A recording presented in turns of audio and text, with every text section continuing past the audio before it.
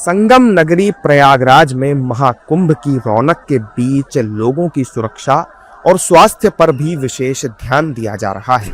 Central railway की तरफ से प्रयागराज रेलवे स्टेशन और बाकी स्टेशनों पर भी चिकित्सा को लेकर काफी अच्छे इंतजाम किए गए हैं, ताकि कोई भी यात्री अगर बीमार या घायल हो जाता है या उसके साथ किसी भी तरह की कोई इमरजेंसी होती है तो तत्काल प्रभाव से उसका इलाज किया जा सके। देश विदेश से लाखों करोड़ों श्रद्धालु महाकुंभ में शामिल होने के लिए प्रयागराज पहुंच रहे हैं और ऐसे में उनकी स्वास्थ्य सुरक्षा को ध्यान में रखते हुए रेलवे ने 24 घंटा और 7 दिन ऑब्जर्वेशन रूम की व्यवस्था की है। ऑब्जर्वेशन रूम के फार्मासिस्ट प्रदीप कुमार ने कहा कि यहाँ फर्स्ट एड में सब कुछ रखा गया है, किसी चीज की कमी नहीं है। अगर मरीज की स्थिति अच्छी नहीं होती तो फिर हम उसे नजदीकी अस्पताल में रेफर कर देते हैं।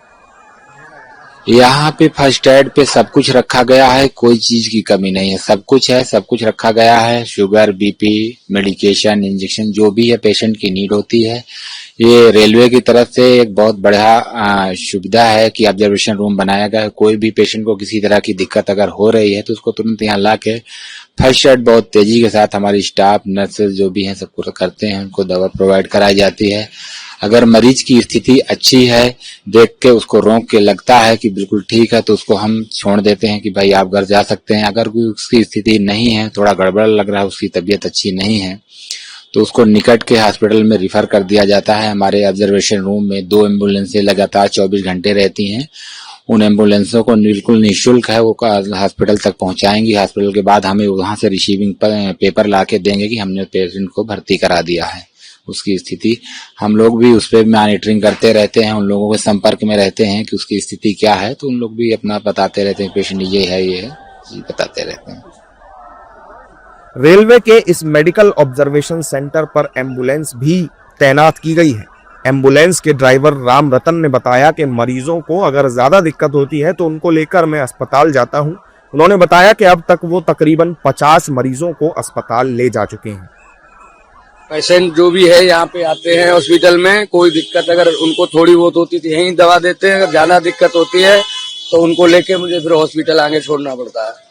अब तक तो मैं कम से कम 50 मरीज तो कम से कम ले ही जा चुका हूँ, वहां से रेफर करके यहाँ से, और वहां भर्ती करा के फिर हम यहाँ आके फिर यहीं खड़े हो जाते हैं।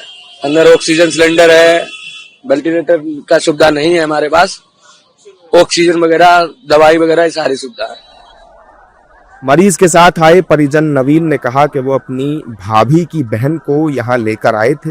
ये लोग सुबह गंगा स्नान के लिए निकलने वाले थे, लेकिन रात को ही उनकी तबीयत खराब हो गई, जिसके बाद यहाँ पर उन्हें लाया गया। यहाँ पर सभी सुविधाएं हैं, अच्छे से डॉक्टर देखभाल कर रहे हैं और रेलवे की तरफ से भी बढ़िया इंतजाम किए गए हैं।